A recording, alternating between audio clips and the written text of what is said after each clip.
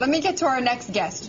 He has been called Ben Bernanke's worst nightmare. He is likely going to run for president again. He just announced an exploratory committee. Joining us on the phone is Congressman Ron Paul, who has long called for the Federal Reserve to be abolished. Good morning, Congressman. Thanks so much for joining us. Good morning. Good to be with you. Now, Congressman, look, you're possibly going to run for president. I've got to wonder, how are you going to run for president with a platform where you see one day the Fed being abolished? How is that going to play to centrist America? It's playing pretty well right now because at least the large majority of Americans are with us on the transparency. And the transparency, when it comes, people will realize how unusual and weird our monetary system is, where we have a secret body that was created by the Congress. It's allowed to create money out of thin air, can create trillions of dollars and bail out their friends, send money to bail out foreign banks.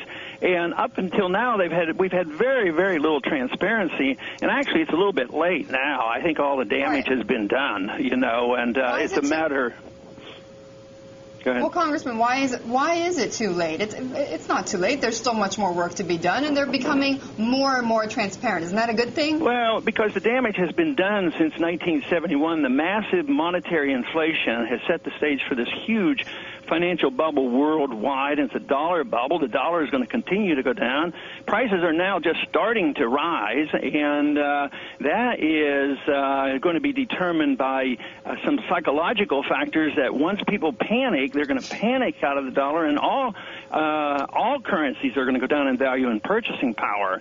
So the system doesn't work. I mean, I doubt very much if Mr. Bernanke will admit that his theory of central economic planning through monetary policy it just flat and doesn't work. As a matter of fact, I'd like him to admit that buying debt is really the culprit, buying the government debt. That's the reason Congress can run up debt. If he didn't buy all the debt, interest rates would go up and the Congress would quit spending. It'd be that simple. So they're not going to address that. They're going to pretend that a press conference with a little bit of spin is going to reassure everybody, and it might for an hour or two or a day or two, but you can't change economic laws. When you create trillions of dollars of new money, and then you get frustrated because it sits in the reserves, and then someday it's going to break loose, and the prices are going to go up, and we're going to be in a recession, and then we'll never hear again about the exit strategy. We haven't heard about that for a few months now. So they're over the barrel. I don't see any way they can get out of this. Okay, Congressman, hang on. It's Michael McKee, Congressman. You run the subcommittee that supervises the Fed.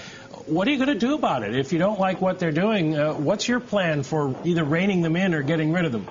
Well, you know, the best thing is the transparency and passed an audit bill. We tried to do last year. We passed in the House.